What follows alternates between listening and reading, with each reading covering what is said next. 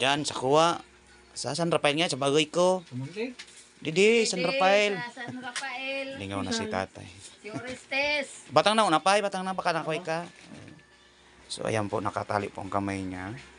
Kasi baka, malikot na siguro, nakakaano siguro siya. Ngayon may anak ko pa ya di bulong ko, ako pa man na may pibulong. Nagkuha kami yan to kikuha. Ikimig. Kinakuha ko yagin ko. Sabi, i-chat, i-text na sana ko naman. Daman. Daman baga. So, kay puan niya po, nung kay puan niya na. Siguro. Kuha gay din eh. Bulong. Bulong. Bulong. Amo, adi po, i-video ko po ito tayo kung ano man sa boss naman sa sa yan. Bibidyo po ko ito kasi sa vlogger po community po kami. Baka sakali po matabangan ni tayo, sabi sa akin, nagsabi na una din na nagyayating tabangan akan puntahan ko lugod si Pai Berilio. Berilio RC. Sierra. RC man sa akin. Sierra mo. Nya na mauna di may di pa nagkuan.